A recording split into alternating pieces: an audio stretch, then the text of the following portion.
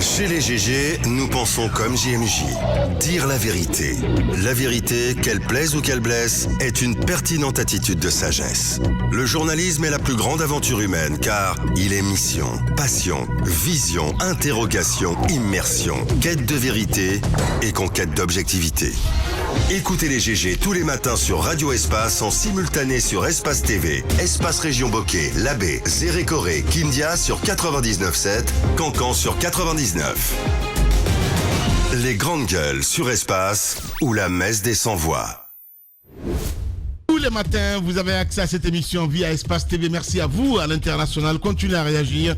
Les contacts s'affichent juste en bas de l'écran. Si vous nous écoutez à la radio, le 00 224 657 39 13 13. Avec plaisir. Dans un instant, ça vous ferait plaisir de lire quelques messages que vous avez bien voulu laisser là. Sinon, ça se passe également sur Twitter, le hashtag Espace GG. Avec plaisir, cabinet Condé va relayer évidemment les messages, si vous le voulez bien. De ce côté, sur Facebook également, vous êtes très nombreux à nous suivre de ce côté, mesdames et messieurs. Je le disais tantôt au menu, on s'intéresse à l'actualité. Les bureaux de la Commission électorale nationale indépendante à Conakry et à l'intérieur du pays coûtent cher à l'État. Le ministre de l'administration du territoire et de la décentralisation en parlé évidemment. Nous essayons de comprendre ce matin dans notre émission Les Grandes Gueules sur Radio Espace Guinée. Il faut le dire, le bureau aurait coûté donc 76 millions de francs guinéens par an. Et ce matin, un démenti sera apporté donc au propos donc du ministre Moric Condé. Mamadou Paté Barry, il faut le rappeler, prendra donc la parole à sa suite. Quelques éléments d'information seront fournis par nos enquêteurs dans cette émission, les GG sur Radio Espace Guinée. Nous resterons dans le sillage, comme vous le savez, il faut le dire. Le ministre de la Sécurité, de la Protection civile, annonce donc l'arrêt de l'émission donc des passeports dans les prochains jours. Derrière donc le général Bachir Diallo évoque le comportement de l'opérateur qui aurait du mal à respecter ses engagements. Et quels sont donc les dessous de cette affaire? Nous essayons de comprendre ce matin chez les GG sur Radio Espace Guinée. Enquête à suivre également dans cette émission. La transition a démarré donc le 5 septembre 2021 en Guinée. Elle a été voulue bien avant, depuis la France, par un collectif, le collectif pour la transition. Donc c'est vite, très vite connaître, évidemment, il faut le rappeler, alors que le pays a enregistré déjà des victimes, il faut le dire. La transition est intervenue en la faveur donc d'un coup d'État.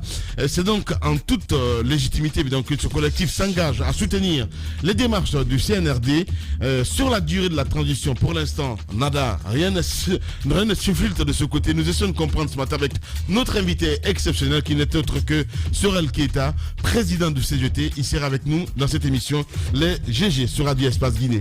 Nous allons essayer de partir avec quelques réactions évidemment sur le 657 39 13 13 avec cette première réaction qui nous parvient.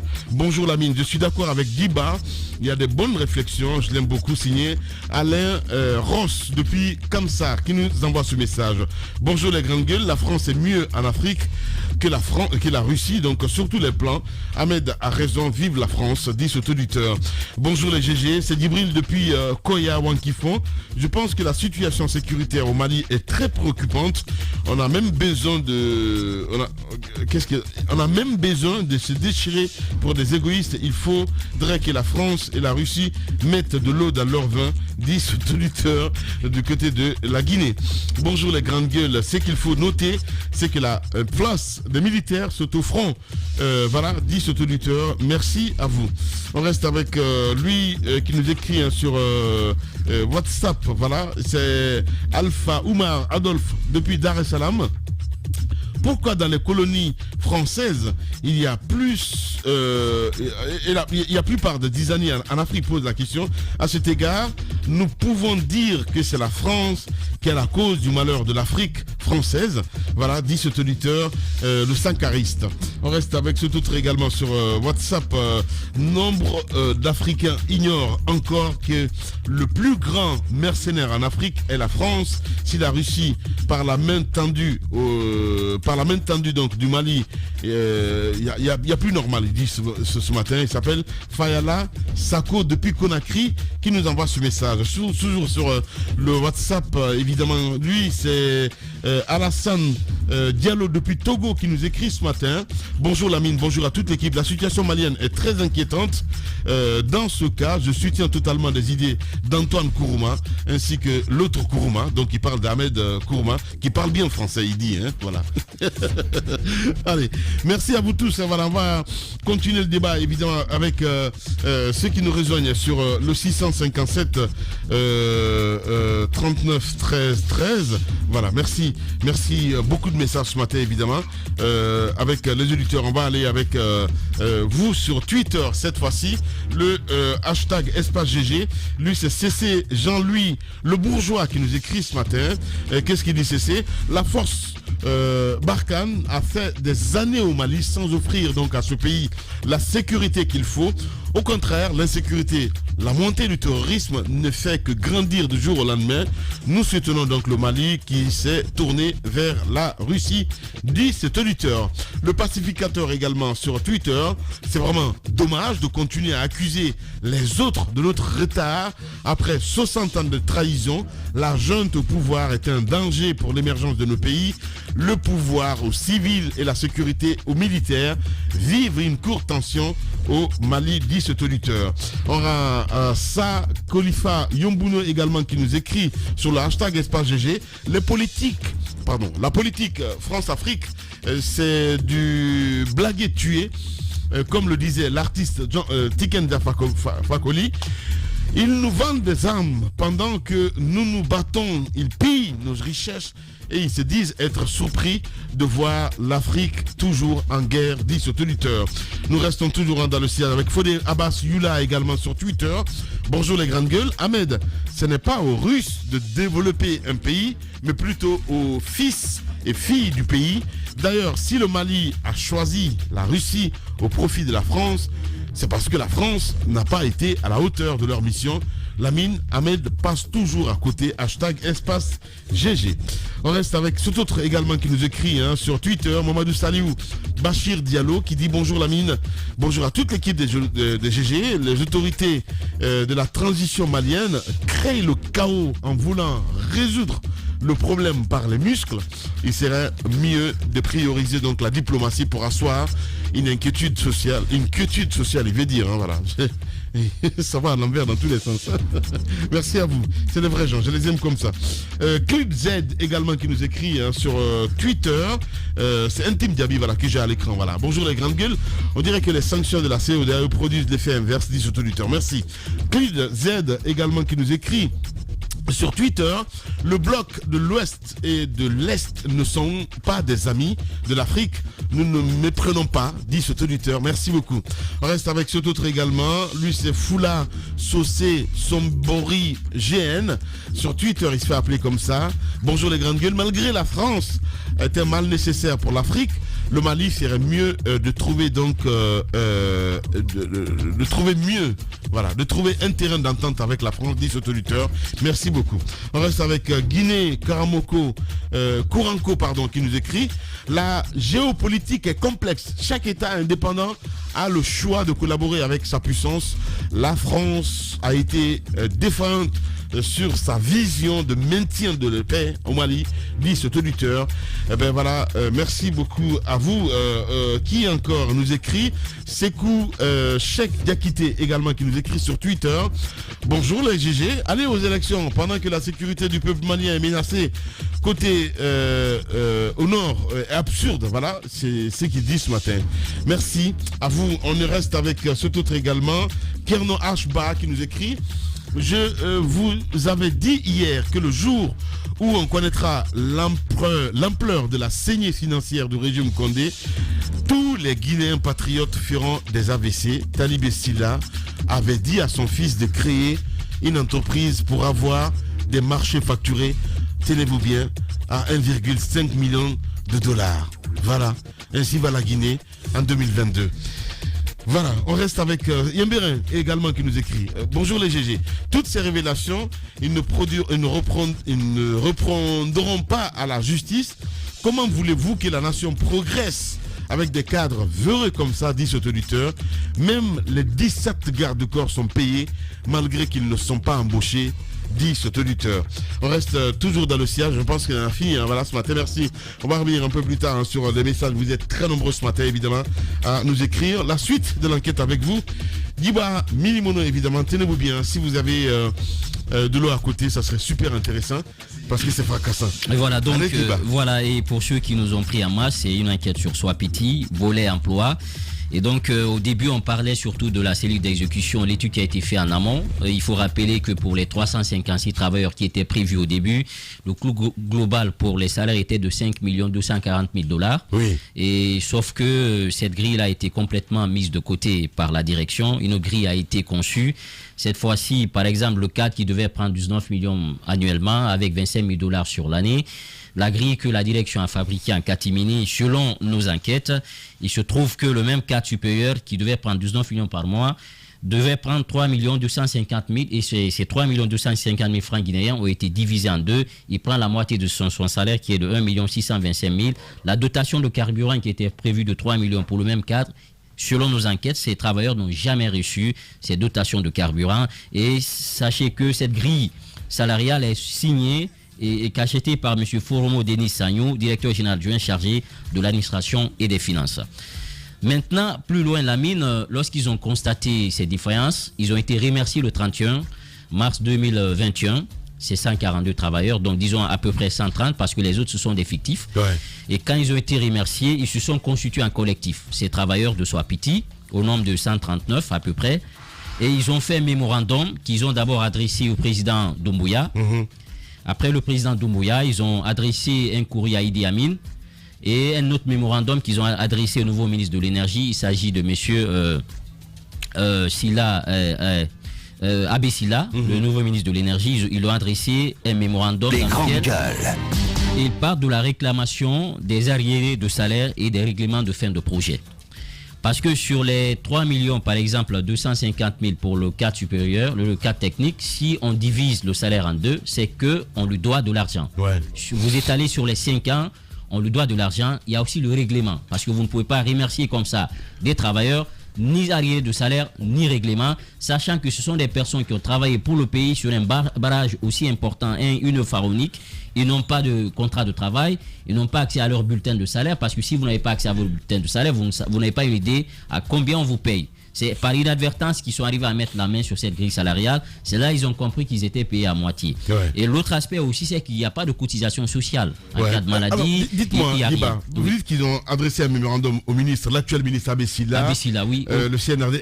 C'est quoi la réaction? Alors, le ministre Abbé Silla a reçu le mémo. Ouais. Il a redirigé le mémorandum au niveau de la chef de cabinet du département qui est en train d'étudier. Et dans ce mémorandum, la mine, ils ont fait un récapitulatif des travailleurs. Il y a là 2 grilles salariales qu'ils ont présentées au gouvernement, c'est-à-dire au ministre Abbé Silla. Là, par exemple, vous avez une situation détaillée des arriérés de salaire et de carburant du collectif des anciens employés de Swapiti selon la grille. Ça, c'est la grille que la direction a fabriquée. Maintenant, si vous regardez, par exemple, Paul Kokouli Abba, cadre supérieur, un salaire mensuel de 3 250 000, nombre de mois impayés 63 mois, salaire total à 204 750 000 et salaire perçu par mois 1 625 000 en lieu et place des 3 250 000, c'est-à-dire la moitié, et total perçu 102 375 000, total non reçu 102 375 000, soit la moitié. Et donc carburant par mois qui n'ont pas reçu, normalement c'était les 3 millions qui n'ont pas reçu. Donc ils ont comptabilisé ça, ils ont déposé ces arriérés au niveau du ministre AIB, qui a aussi transféré à sa chef de cabinet et même l'inspection du travail, on va en parler tout à l'heure, à cette grille. L'autre grille qu'ils ont fait, c'est sur la base de l'étude d'impact environnemental qui avait été faite. Parce que dans cette étude que les Chinois ont fait avec le cabinet, c'était de les payer en devises. Sauf que la direction a fait une autre grille, il les a payés en francs guinéens, au lieu qu'un cadre est 19 millions, il reçoit 1 625 000 francs guinéens par mois. Sur la base de cette grille salariale qui a été conçue, incroyable. Sur la base de cette grille salariale qui a été conçue, sur le rapport de l'étude d'impact environnemental, sur cette grille, là par exemple, le même cadre, il a sur ce nombre de mois 63, normalement salaire mensuel 19 184 430 000 francs, salaire total 1 208 619 000, salaire perçu par mois 1 625 000, Total reçu 102 375 000. Total non reçu 1 106 244 099 francs. Et ça, lorsqu'ils ont présenté ça au ministre, il a dit tout simplement, l'État n'est pas même de payer ces arriérés-là parce que nous n'avons pas cet argent-là. Ouais. Ce qu'on va faire, on va mettre de côté le salaire sur la base de l'étude d'impact environnemental. On va prendre le salaire que la direction elle-même elle a fabriqué, qu'elle a eu du mal à payer. Donc c'est cette grille finalement que l'État veut mettre en avant pour payer les arriérés de salaire. À cela aussi, il y a la question, à part les arriérés, il y a les règlements. Donc l'inspection est en train de travailler pour voir... Ouais, il finit s'il te plaît, il finit. Voilà. Donc tu es en train de nous dire simplement que l'État est en train de rajouter de l'injustice à l'injustice. Oui, parce que tout simplement, ils ont dit, si nous partons sur la base de l'étude d'impact environnemental, ce salaire, l'État estime que c'est trop. Donc on peut vous payer sur la base du salaire que la direction elle-même elle a conçu. Donc c'est cette grille qui est là. Ils sont en train d'étudier la grille pour voir dans quelles possibilités ces travailleurs doivent payer. Je vous dis, Lamine, moi j'ai rencontré beaucoup d'entre eux. Ce sont des gens qui sont dans du désespoir. Ils ont donné leur vie pour leur pays. Et en retour, on les a rejetés comme des objets après usage qu'on jette dans la poubelle. Et aujourd'hui, le ministre est en train de traiter le dossier Abessila. Sauf que à ce niveau aussi, les travailleurs disent qu'il y a une lenteur qui ne dit pas son nom, que ça traîne trop. Donc aujourd'hui, ils veulent attirer l'attention du président Mamadi Doumbouya sur leur situation. Et nous apprenons que les comptes du projet Swapiti serait déjà gelé et que certainement des enquêtes, des audits vont être menés de ce côté parce que sur un projet d'1,6 milliard de dollars hors taxes, on ne peut pas comprendre que des travailleurs ne soient pas payés à la hauteur de leur capacité selon leur grade. Et donc nous avons là cette grille qu'ils ont déposée et espérons qu'ils vont traiter ce sujet. Maintenant, dans le mémo, ils ont quand même un passage qui a attiré mon attention, qu'ils ont adressé au président Mamadi Doumbouya en l'interpellant sur leur situation. Dans le mémo, ils disent ici, nous avons foi en la grande sagesse, en la capacité de discernement et à la force du jugement du président de la République, le colonel Mamadi Doumbouya, afin de nous prêter main forte dans la réclamation de nos droits conformément aux documents officiels du projet Plan de gestion environnementale et sociale. Puisque nous avons été remerciés le 31 mars 2021 par la direction générale du projet, sans rappel de salaire et sans règlement de fin de projet, comme ce fut le cas de Kaleta. À Swapiti, nous avons eu droit qu'à 10 mois de prime comme gratification. Selon l'expression utilisée par nos responsables, après toutes ces années de travail au service de la nation, en dépit de tous les sacrifices consentis de notre part, ils ont décidé de nous libérer, ainsi en violation flagrante de nos droits et biens avant la fin du projet pour la simple raison que nous avons réclamé nos droits. Ils se sont enrichis, eux et leurs proches, au fil des années, en se construisant des hôtels, des immeubles, des écoles, des boîtes de nuit sur le site du projet. Et vous partez, vous trouverez ces boîtes de nuit sur le site du projet.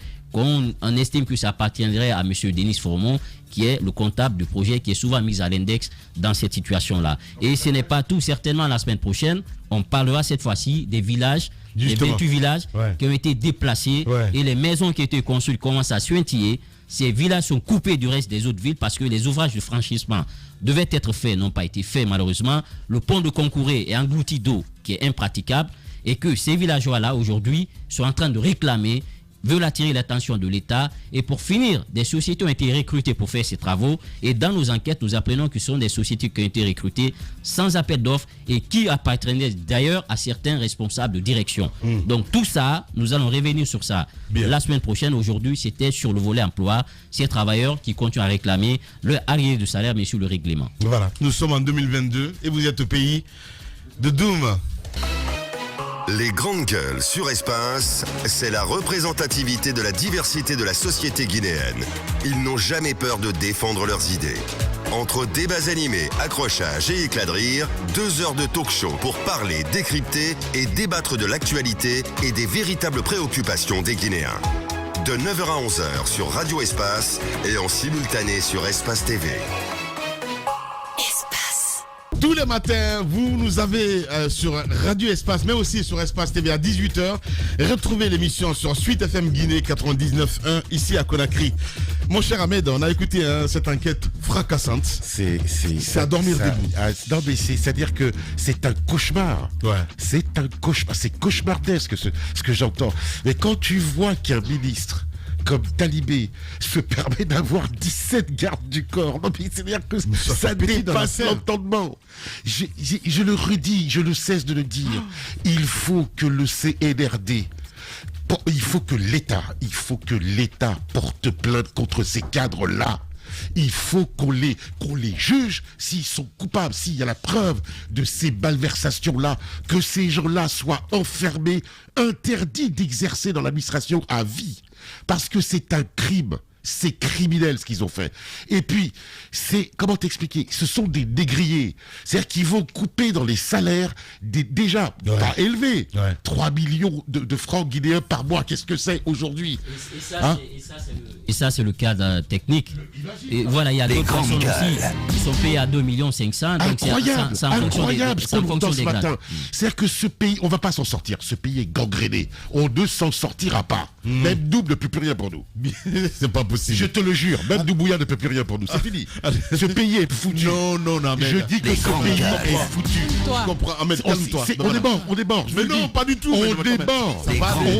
Croyez-moi, c'est fini. Allez-y. Rentrons chez nous, allons dormir. Laissons-les bouffer. Non, mais dans nos maisons. Et laissons-les bouffer l'argent. Il a tout le confort. Non, mais voilà. Je rentre en France. Lui, c'est un Français. Je rentre en France, j'en peux plus.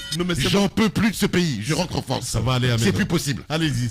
On va pas s'en sortir. Allez-y, Ahmed, pour moi. Allez, Antoine pour moi, voilà. Ce qui m'étonne, c'est que tous les jours... Je vous ai prévenu, hein. Il se fait surpris tous les jours. Oui.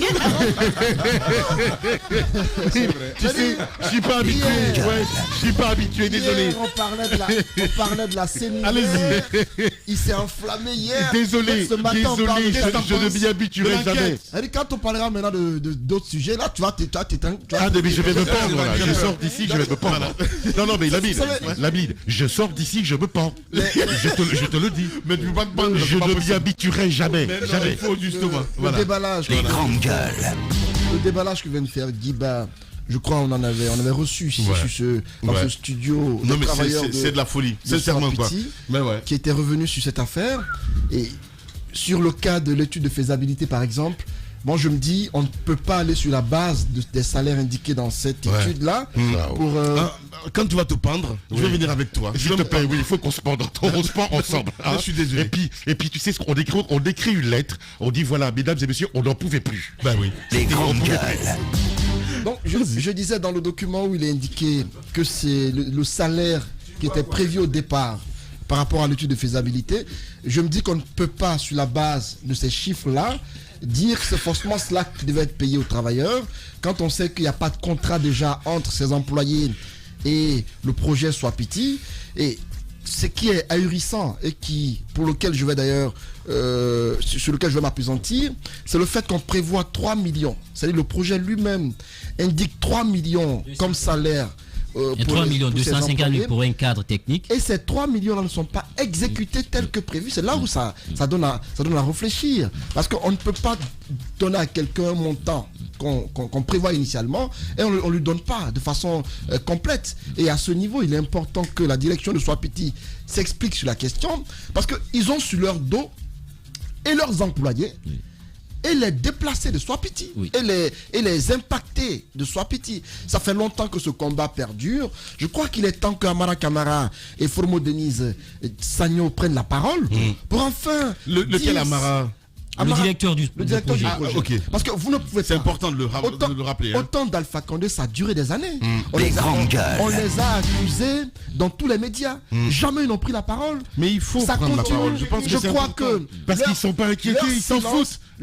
On est dans l'impunité totale. Leur silence est synonyme de culpabilité. Lorsque vous ne vous reprochez rien, vous prenez la parole dans une conférence de presse pour dire clairement ce que vous pensez de cette situation. Mais si vous ne parlez pas, les Guinéens diront que vous êtes coupable de ce qu'on reproche de vous. Parce qu'on entend des noms ici d'un ancien ministre qui quand même, avec la SEG, son nom était cité par rapport aux employés de la SEG, où il était salarié à la SEG. Talibé? Le même Talibé, c'est là.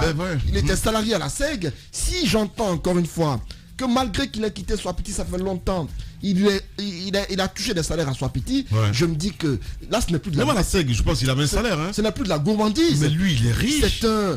Mais il dévore tout. Les grandes gueules. Il veut tout pour lui. Parce qu'à ce niveau-là, vous ne pouvez pas avoir votre nom sur une liste pareille et vous contenter de toucher 12 millions de francs guinéens tout de même. Vous êtes ministre. Vous avez des privilèges, des avantages à divers niveaux.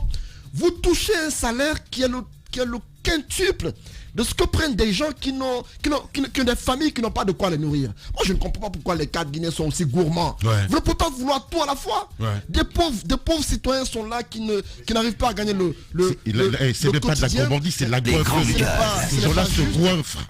Je me dis, Ce sont de gros enfoirés qui se goinfrent. Il est temps que ces cadres cités s'expliquent. Il faudrait qu'ils prennent la parole et qu'ils nous disent la part de vérité. S'ils ne le font pas, je crois qu'à ce niveau, on va s'en tenir à ces révélations-là pour dire qu'ils sont coupables de tout ce qu'on leur reproche. Parce qu'à ce niveau-là, c'est pas juste ce qui se passe. Ce n'est pas normal. À Swapiti, beaucoup se sont enrichis. Si on va sur la base des chiffres, beaucoup à travers le projet se sont fait de l'argent, se sont construits des buildings et tout cela. Il faut qu'ils justifient tout cela parce que à ce niveau-là, ça devient inquiétant. Eh bien oui, allez-y mon cher Tamba. Alors il y a une étude de faisabilité. On a vu ça, Guiba est revenu là-dessus. Pour un projet de ce genre, c'est des études d'impact environnemental et sociétal. Tout ça, c'est fait. Le rapport est fait. Et sur la base de tout cela, c'est après cette étude-là que l'on va dire oui, le projet, il est viable sur cet espace. Donc, quand ça s'est confirmé, il y a un plan de développement et d'exploitation qui est développé à l'intérieur duquel on dit on va payer les gens comme ça. Voici ce que chacun touchera. Donc c'est validé. On ne peut pas nous servir autre détail. Et donc c'est sur cette base que le projet il est financé. C'est sur cette base que l'on construit les instances qui vont gérer le projet du début à la fin. La mine, c'est ce qui a été fait. Mais voyez un premier élément. Là, Antoine, tu parles des 3 millions qui ont été scindés en deux. Mais il y a les $2000 là qui ont été scindés, divisés par 10. Parce que le montant qui est payé, c'est ça. Mais beaucoup plus que ça. Les grandes gueules. Ça n'a effleuré personne. Je pense que ça mérite justement des explications. Et ce n'est que méchant ce qui est arrivé. Mais moi, je veux m'appesantir sur d'autres volets qui n'ont pas été touchés par le commentaire de tout à l'heure. La mine. Talibi. Parce que c'est pas Talibé. C'est Cheikh Talib ici là. C'est lui. Il ne faut même pas qu'il pense que c'est une autre personne. Donc on parle de lui. Ouais. Alors, il est ministre, payé, avec des primes particulières sur le carburant, sur le logement, sur tout ce que vous savez. Il a ça et l'État le lui paye. Il est à la SEG. La SEG lui donne ça aussi. Il est sur ce projet. Je ne parle pas d'EDG parce que s'il est à la SEG, c'est que ce n'est pas exclu qu'il soit aussi à EDG. Ouais. Ce n'est pas exclu. Donc c'est une des perspectives à entrevoir. Et puis il est à Swapiti. Là où on coupe le salaire des gens, lui qui est dans son bureau pour signer les notes, lui on lui donne 12 millions. 12 millions, mais c'est méchant. Ouais. Donc lui il touche 12 millions là-bas. Mais ce n'est pas tout. C'est pas possible. On dit la femme d'un tel à un chauffeur, on va payer. C'est-à-dire que son seul mérite, c'est parce qu'elle est l'épouse de quelqu'un qui travaille à Swapiti. Vous avez vu comment on a construit notre nation? Où il se suffit que moi je te connaisse pour que je bénéficie des intérêts de l'État parce que je te connais. Ouais. Nous autres là, on fait comment? Les nous on est là. 17 on fait quoi nous? On fait quoi? Après on dit 17 gardes du corps. Hey, même Kadhafi n'aurait pas accepté. 17 gardes du corps. Lui, c'est bombe atomique qu'il construit. On lui a donné 17 gardes du corps. On dit tu es trop important. Il faut que tu en aies 17.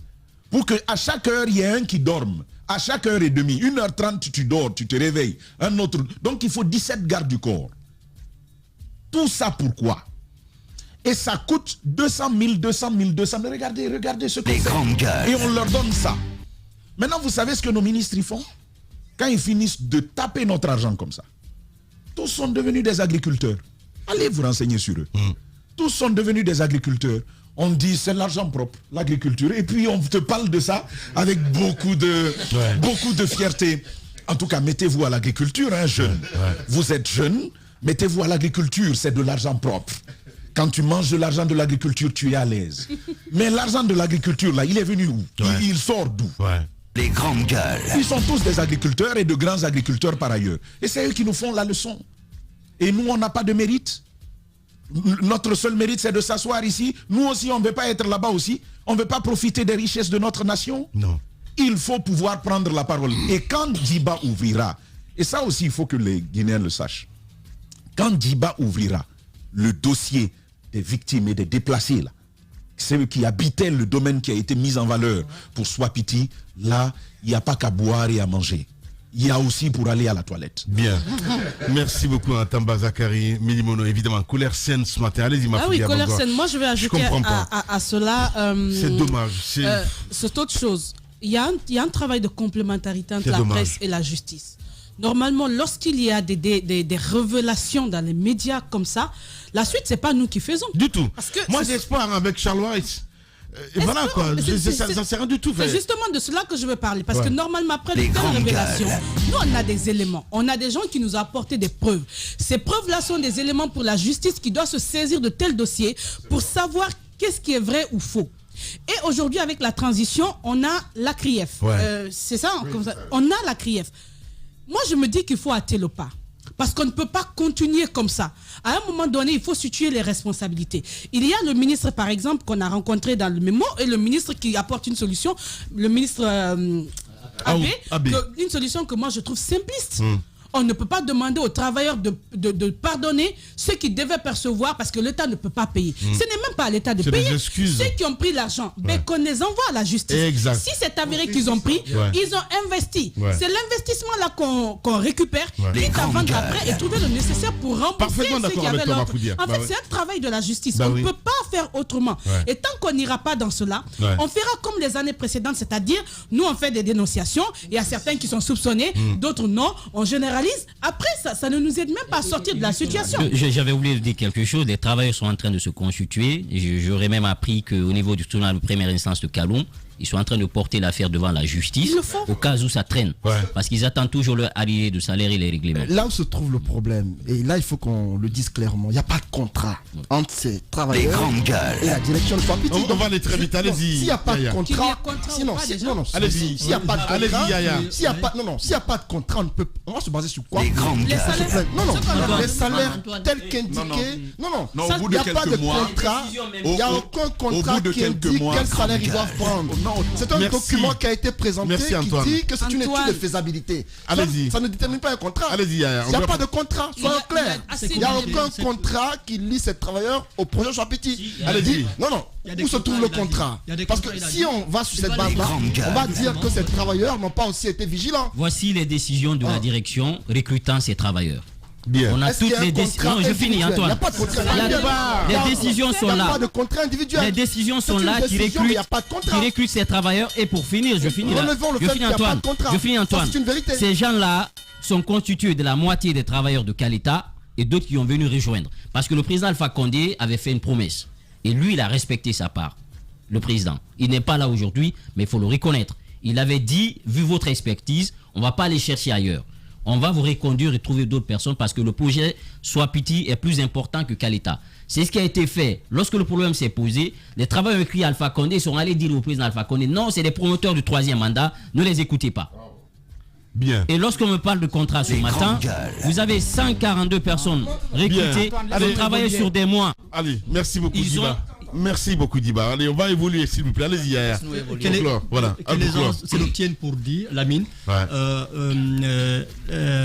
la corruption et les malversations se nourrissent du silence. Alors, Diba a fait son travail.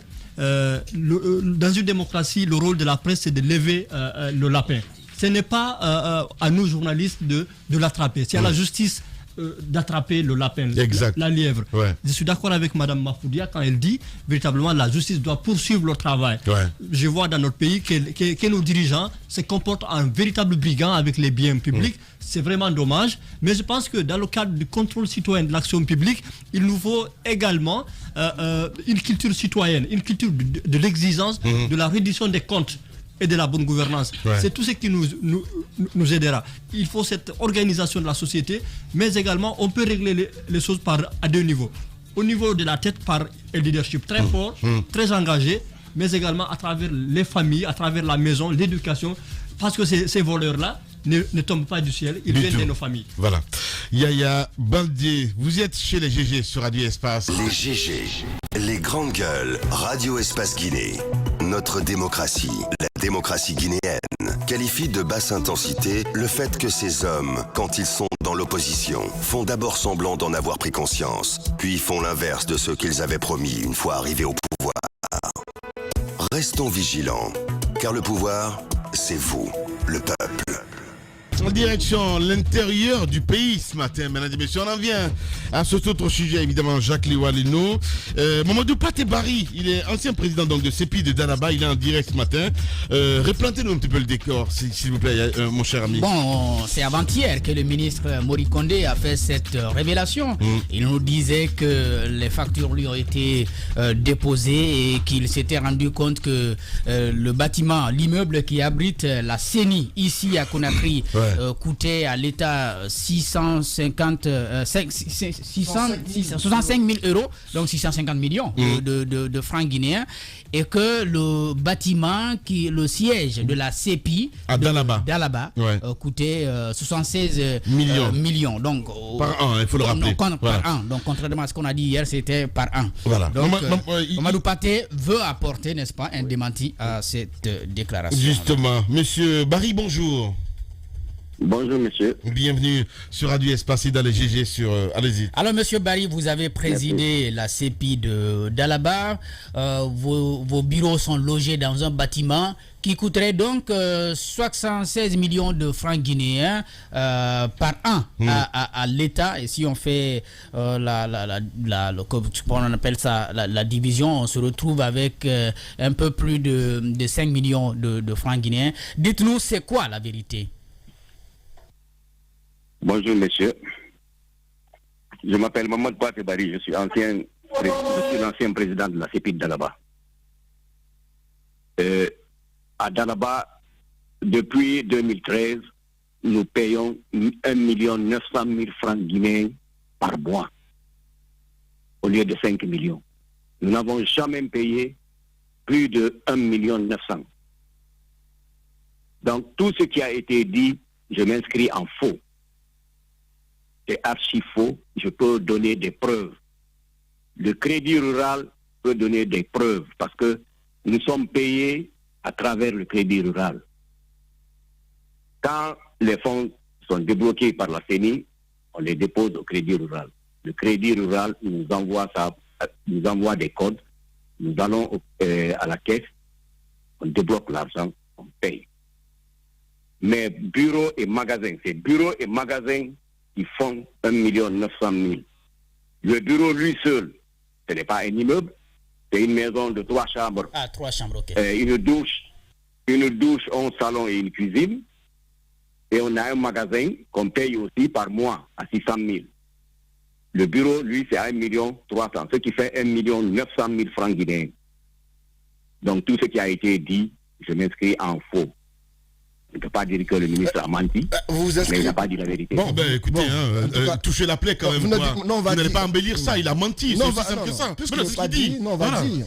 Puisque vous ne reconnaissez pas qu'il a menti, il faut qu'on dise, faut qu'on pose cette question tout de même. Mais c'est ça le problème des Guinéens, en fait. Si vous payiez à l'époque 1 900 000, à qui rendiez-vous compte? Justement. Parce que le ministre n'a pas inventé, il a reçu des documents provenant de la comptabilité de la CENI. Est-ce que vous pensez que ceux à qui vous faisiez le compte rendu ont gonflé les chiffres pour les transmettre au ministre? Est-ce que cela est possible?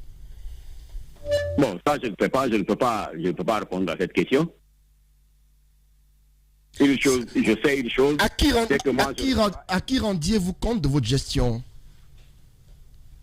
À la CENI. À travers quoi? Des documents comptables? Oui, à travers des documents comptables. D'accord. Est-ce que vous pensez que les chiffres ont été gonflés par cette CENI à qui vous rendiez compte? Non mais Antoine, il dit qu'il va répondre à cette question, je suis désolé. Il dit que je ne peux pas répondre à cette question. Est-ce que cela est possible, monsieur? Les grandes gueules. Allez. Non, je vous dis que je ne peux pas répondre à cette question. Dans ce cas, ne dites pas que le ministre a menti. Ne dites pas qu'il a menti alors. Ne dites pas que le ministre a menti. Il n'a fait que rendre public des dossiers qui lui ont été transmis. Il n'a pas inventé non plus. Justement. Voilà. Bien, monsieur Barry, merci beaucoup en tout cas d'avoir accepté notre invitation ce matin. Et surtout bon courage, parce que préparez-vous, j'en suis sûr et certain, ça ne va pas terminer comme ça. Voilà, ça vous peut être sûr. Je suis d'accord, je suis prêt. À tout moment, appelez-moi. Oui. Merci beaucoup. Merci beaucoup, monsieur Barry. Allez, au revoir. Espace TV Guinée est sur YouTube. Abonne-toi. Espace Guinée sur YouTube. Espace TV, en avance sur les réseaux sociaux. Tous les matins sur Espace TV, également Sorel Keïta est notre invité ce matin. président du CGT, évidemment, le savoir à l'heure. Et on le reçoit dans un instant, mesdames et messieurs, si vous le voulez bien. Nous allons continuer l'émission, mon cher Tamba, avec cette histoire de passeport. Hein, c'est très important. Quelques précisions peut-être. Quelques précisions compléments d'infos. Sur la Commission électorale nationale indépendante. Effectivement, je crois que la sortie de M. Barry a tout son sens. C'est d'abord nous informer qu'effectivement le siège donc de la CEPI de Dalaba ne coûte pas 6 millions et quelques comme cela a été dit, mais plutôt 1 900 000. Et ce qui s'est passé, pour rappeler, pour expliquer un peu à nos auditeurs et téléspectateurs, ce n'est donc pas le ministre qui est allé chercher. C'est la CENI qui a une dette vis-à-vis de ses prestataires, qui est donc venu voir le ministre avec des documents dans lesquels on indique clairement que d'abord l'immeuble de Conakry coûte 65 000 euros et le bâtiment d'Alaba coûte 76 millions de francs guinéens par mois. Ça, c'est quelque chose qui doit être précisé. Et des informations depuis hier, nous les recevons. On a pu, au-delà des locations, il y a d'autres informations beaucoup plus graves. Parce que ce qui reste entendu pour ces choses-là, il y a des informations quelque part concordantes. Parce que du côté de l'immeuble ici à Conakry, c'est 12 niveaux. Et ce matin, j'ai eu des conversations avec un proche du propriétaire de l'immeuble en question, qui est un certain Amadou Kake. Amadou Kake, on le présente comme étant un opérateur économique. Il reste donc à vérifier si les propos du ministre qui indiquent que c'est un administrateur, donc un fonctionnaire de l'État, un fonctionnaire, donc que cela soit prouvé. De ce côté, on dit que c'est un opérateur économique. C'est donc 12 niveaux et chaque appartement coûtait 2500 dollars. Et donc c'est ce montant qui a été revu à la baisse à 1500, ce qui fait maintenant environ 18 000, donc 18 000 dollars par mois pour l'ensemble, n'est-ce pas, de l'immeuble. D'accord. Donc chaque compartiment c'est à 1500 dollars. À 1500, mais c'était à 2500. Et les 2500, si vous faites, parce qu'à chaque niveau vous avez 2 appartements, ça vous donne 5000. Et 5000 fois 12, ça vous donne 60 000. Voilà. Alors, je ne sais pas d'où viennent les 5 000 parce qu'on dit que c'est 65 000. La question reste posée à ce niveau-là. Voilà, nous allons écouter Ibrahima Bandian. Il est ancien contrôleur donc, du côté de la CENI. Bonjour. Bonjour monsieur. Bienvenue dans notre émission Les Grandes Gueules. Allez-y Antoine. Oui, Lamine l'a dit, vous êtes ancien contrôleur financier à la CENI. Donc on s'est dit dans ce studio, de façon automatique, vous étiez au courant de ce qui se passait à la CENI. Dites-nous, qu'est-ce que vous savez de cette histoire? Est-ce que vous êtes au courant de ces malversations? Non, du coût du loyer. On nous apprend que c'est à 650 millions par mois. Qu'est-ce que vous nous dites par rapport à ça? Bon, je vous remercie, monsieur le journaliste. C'est une occasion pour moi de me faire entendre par rapport à cette question qui est du moins très importante. Ce que je voudrais vous dire, c'est surtout par rapport au contrat. Je suis contrôleur financier. Le règlement général de gestion budgétaire de la comptabilité publique m'autorise à engager les dépenses de l'État. C'est à cause de ça que j'ai été nommé par monsieur le ministre de l'économie et des finances en tant que contrôleur d'une grande institution comme la CENI. Ça doit dire que je dois engager l'État en matière de dépenses. La même loi précise en son article 68 que tout projet d'engagement doit être Monsieur Ibrahima, monsieur Bandia, on va évoluer. La question d'Antoine a été bien précise. Donc, donnez-nous des informations précises par rapport au loyer. C'est combien? Parce que l'autre là, on peut faire ça après. Est-ce que vous avez été associé? Est-ce que vous avez été associé tout ça? Je n'ai jamais été associé. Je voudrais apporter une précision par rapport au contrat de location. Le contrat, c'est un acte à incidence financière. Vous comprenez? Donc, le contrôleur a le droit de mettre son visa sur cet acte à incidence financière parce qu'il engage les dépenses de l'État. Mais je n'ai jamais été associé à ces contrats de location. Ça, je vous le dis en toute clarté. Voilà. Vous n'avez pas été associé, mais qui a passé le contrat? On apprend que le responsable logistique de la CENI, le DAF, ainsi que le président, c'est le trio qui a négocié le contrat. Qu'est-ce que vous saviez? Parce qu'on sait que ça fait 3 fois de suite que la CENI déménage. Et le dernier déménagement date de 2013 avec Bakary Fofana. Qu'est-ce qui s'est passé pour que vous quittiez le bâtiment précédent pour le nouveau bâtiment de 12 étages? Y avait-il, le confort était-il assez excessif pour payer un tel montant pour un tel bâtiment? Ce que je voudrais vous dire en termes clairs, le premier contrat relatif au premier siège de la CENI, je n'ai aucune information par rapport à ça. Le deuxième contrat, qui est relatif à l'immeuble, l'immeuble qui abrite actuellement la CENI, là aussi, ce contrat, je n'ai jamais été associé à son élaboration. Voilà. Monsieur, alors honnêtement, je ne comprends pas l'objectif de votre intervention. Si vous n'êtes au courant de rien, si personne n'est responsable, s'il n'y a pas de coupable, et si surtout vous étiez en poste et que vous n'avez pas vu ces contrats définis, quelle est votre utilité d'intervenir chez nous ce matin? Je ne comprends pas. Non, mais il n'y a aucune utilité, il n'y a pas d'information, il est responsable de rien. Dans ce pays, personne n'est ni responsable ni coupable. Donc je pose la question, quelle est son utilité aujourd'hui de venir sur nos antennes? Voilà. Merci beaucoup en tout cas, monsieur. Mais non, mais il n'y a pas d'utilité. Allez, attendez, Antoine, on va s'écouter. Allez-y. Oui. Il est utile parce que, en tant il est contrôleur financier, c'était important qu'on l'entende sur comment le contrat a été passé. Qu'est-ce qu'il a à dire? Il a rien à dire. Vous réagissez comment ce matin par rapport à ce qui se passe? Parce que vous êtes tous embarqués dans le même bateau. Vous étiez contrôleur financier à l'époque. Moi, à mon avis, vous êtes aussi coupable que les autres. S'il vous plaît, ça c'est votre avis. Moi, je ne suis pas embarqué dans le même bateau. Je vous le dis. Voilà. Merci beaucoup en tout cas d'avoir répondu à nos questions ce matin. Les grandes gueules continuent sur Espace. Les GG, les grandes gueules, Radio Espace Guinée. Notre démocratie, la démocratie guinéenne, qualifie de basse intensité le fait que ces hommes, quand ils sont dans l'opposition, font d'abord semblant d'en avoir pris conscience, puis font l'inverse de ce qu'ils avaient promis une fois arrivés au pouvoir. Restons vigilants, car le pouvoir, c'est vous, le peuple.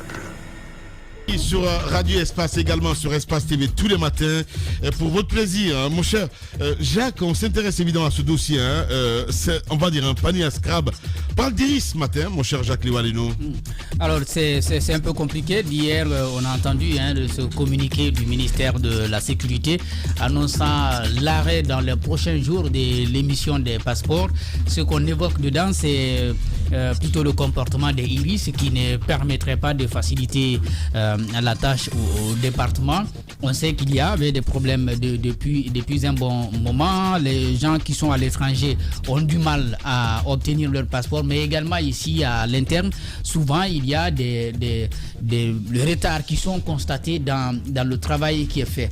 Le département, je crois, derrière évoque aussi la possibilité de résilier le contrat avec Iris Isiene, le revoir Karma.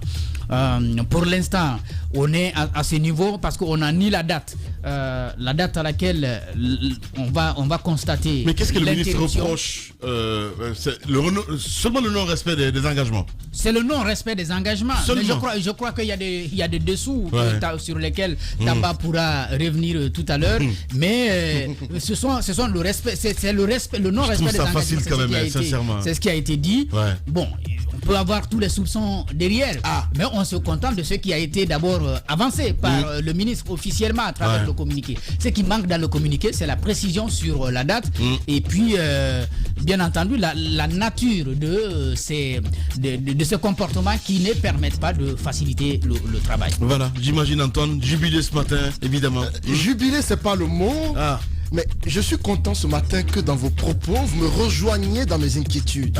C'est bien. C'est bien que vous vous rendiez enfin compte qu'il y a des décisions qui se prennent dans ce pays par ce ministre qui, pour moi, prête à confusion, donne à réfléchir. Encore une fois, ce contrat avec Iris, c'est pour 15 ans. Ça fait 8 ans que Iris est en fonction, exerce, imprime les passeports. Et un bon matin, on nous sort une décision, un communiqué pour dire qu'on va rompre ou résilier le contrat parce qu'il y a eu des manquements par endroit. Il serait important, encore une fois, que pour toute décision, c'est au ministre que je m'adresse, de bien réfléchir, parce que ce n'est pas sur un coup de tête qu'on prend de telles décisions. Il faut qu'il prenne la peine de réfléchir à ce qu'il va faire, parce qu'au-delà des limogeages qu'il fait tous les jours au gré de ses humains, ça c'est un contrat qui lie deux structures. C'est une convention importante. Pour la résilier, il faut des étapes. Si c'est résilié, les Guinéens passeront une année avant qu'on ait un nouvel opérateur pour de nouveaux passeports. Et à mon avis, ce serait une conséquence terrible à laquelle on ne peut pas assister. Il faut que le ministre revoie la méthode, parce que celle choisie là, je crains le pire. Vous voyez, suivez-moi très bien la mine, je sais de quoi je parle, et merci de me rejoindre dans ma position. Vous êtes en train de me dire qu'on a un ministre bipolaire, Antoine? Bon, le mot c'est vous qui l'employez, mais moi je pense que c'est un ministre qui doit revoir ses méthodes d'agissement. On revient à 11h. Adafo Média vous dit merci. Merci de choisir tous les jours les grandes gueules pour vous accompagner dans cette crise inédite. Vous êtes des millions à nous choisir à la radio et à la télévision. Tous les jours, le record d'audience grâce à vous. Malgré le contexte exceptionnel, le débat continue sur Adafo Média, Radio Espace, Espace TV, Calac Radio, Suite FM, Calac TV, Espace Région.